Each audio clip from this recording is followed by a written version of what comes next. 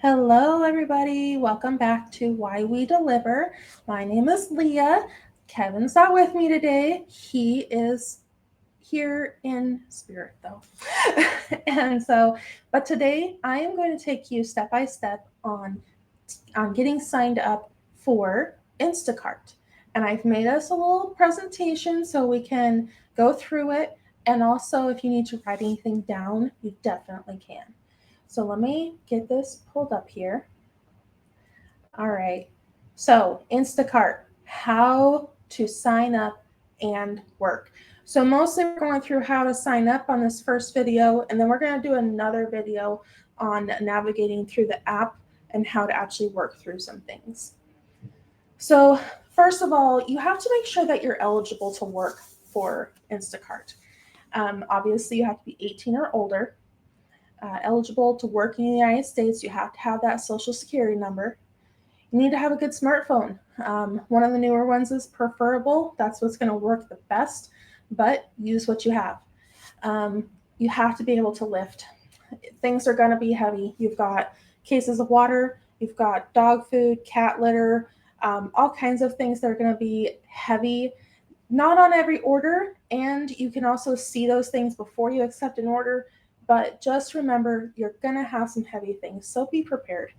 The other thing, Instacart technically has two different kinds of shoppers. They have a full service shopper and an in store shopper. I am a full service shopper. I do not know anything about the in store shoppers.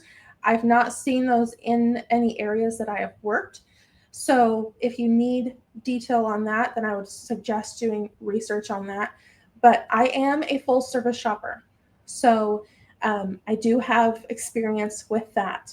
And with being a full service shopper and applying for that, you do have to have a driver's license. You do have to have a vehicle that does have current insurance on it. Because with the driver's license and the auto insurance, Instacart, when you're signing up, they will ask for a copy of those documents. So just be prepared to do that. So I've laid out here requirements for in-store shoppers, and then all of it together is requirement for full service shoppers. So first thing, go to shoppers.instacart.com and apply. I do have a referral code if you want to use it. I will put it in the description as well, and it is here at the bottom of the screen, so you can see that and write that down if you want to use it. Gives a little for us, gives a little for you, so you can use it if you'd like.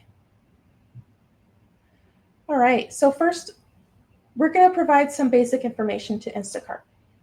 You're going to need your full name, and that's going to match that government-issued ID that you're going to provide for Instacart.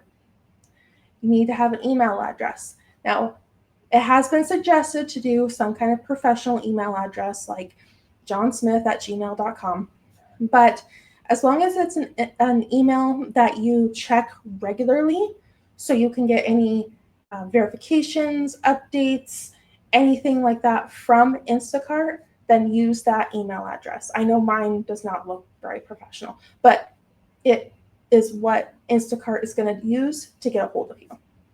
Also, you need to have a phone number. It has to be a US number capable of receiving texts for verification. You need a zip code to put in. Where do you plan on shopping? You can actually go on the Instacart website and search the locations where you are available to work for them. You can put in that zip code and see if it's available for you to work there. They'll say like, we need more shoppers here, or yeah, let's get you signed up here. And then in a second, I'll talk about if that zip code doesn't work. And then I think one of the last things you select is if you're going to be a full service or in-store shopper. So again, full service shopper, don't know a lot about the other. Okay, so we just got to do a little bit of example for that basic information. Got your name, got your email address, got your phone number, got your role that you're choosing. Okay, back to that zip code. What if it's rejected?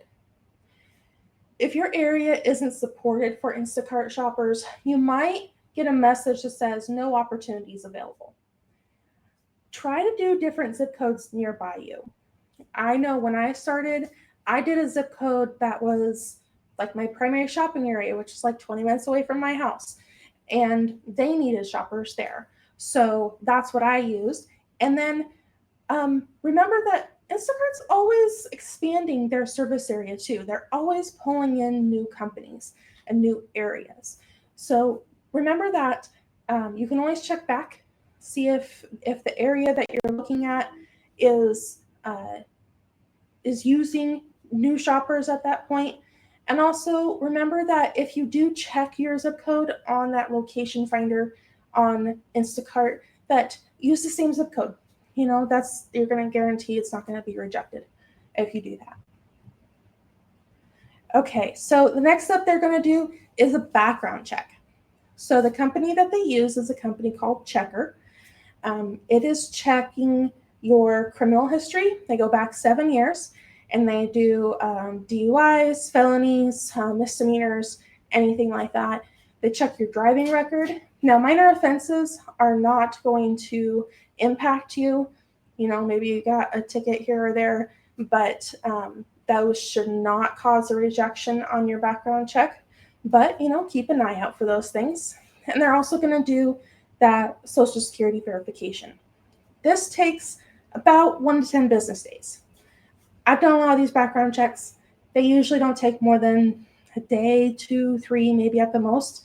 But again, I don't have any of the history for them to look at.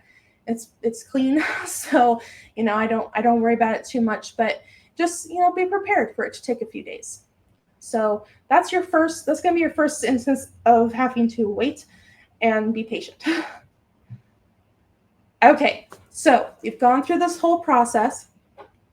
You've done the background check. You've sent in your documents. What do you do next? You've been approved to shop. Where do we go from here? Okay, finish your onboarding. You have a contract that you have to sign. You need to set up a payment account. So this is going to be your bank account that Instacart is going to pay you, and you're going to get your money from them this way. You're going to need that routing number. You're going to need that account number. So if you don't have those things, you might have to reach out to your bank to get them, but you will need those in order to continue getting your account set up. Watch the training videos that they give you. Some of them might be a little bit like common sense types of things, but watch them. Some of them actually unlock for you to be able to shop in other areas, like alcohol, like they have one specifically for cold frozen items. They have some that go directly for like hot foods, and prescription pharmacy things. So do those training videos. They will help you to not only know what you're doing when you go out, but also to just give you some reminders and give you more access to the things that Instacart offers for people. Okay, the last thing is order that payment card. It will prompt you to do this. It might prompt you to to load a digital card into your digital wallet, which is fine. That's totally fine that you can do that. I did that. But do not go shopping unless you have your physical card. It is impossible to know when you go into a store to shop, when you go up to the register to check out, if they're going to make you have that physical card or you can use your digital card. You just don't know. When you're starting out, you don't know which is which. There's a lot of stores where I am currently that they require a physical card. Every single Publix in our area requires a physical card, and you have to have that. There's a lot of places like smaller drugstores, like Walgreens, CVS, those types of things. They don't require a physical card. But again, you're not going to know until you go and shop, and you don't want to get to the end of your shop and be checking out and then find out that you can't pay for the items, and then it's a whole hassle to have to cancel an order and things like that. So just another area, be patient, wait for that card to come, and then you can continue on with learning how to go about your shopping. Okay, so you've got all that set up. Most of that's all online. Next step is to download that shopper app and get that set up. You're going to sign in with your email and password, complete your profile, put in that pretty picture of you so that customers know who's coming when they order things. They want to know, they do look at those things, and they can tell that it's you when you're there because they've looked at that picture. And then you can go through and look at the features in the app. Again, we'll go through some of these on another video, but there's the dashboard where you see all your orders and see what's available for you. And then you also have your earnings. You can see how much money you're making. And then there's all the important, always important support system there. So you have access to support. You have access to either call or chat with live support, or you have also access to more guidance on, what if the store doesn't have what the customer wants? What if they don't have what the customer wants as a secondary option? Just things to go through with more of those training videos, probably some of the same training videos. And then you can be able to go back to those if you need them. All right. Lastly, enable the location services. You're going to need to do that. Instacart needs to know where you are. So you'll need to let them have access to that so that you can get your orders. Also, it is helpful when you are having an issue while you're on an order, because then the company knows where you are and what's going on. So those are the big things to get set up in that shopper app once you get it. Okay, lastly, again, reminder, don't go shopping until you have that payment card. It usually takes 5 to 10 business days after you finish setting up. So like I said, be patient. Let it take the time. You want to do it right. You don't want to rush it and push forward without having all of your resources available. Okay, so that's how we get the Instacart app ready to go. So you've got that set up. Now we're going to explore the app a little bit in another video and see how you can navigate through it, where all the different parts are, like support and your earnings and your statistics on how you're doing with your shopping. But for now, we're going to go, and we'll talk to you next time.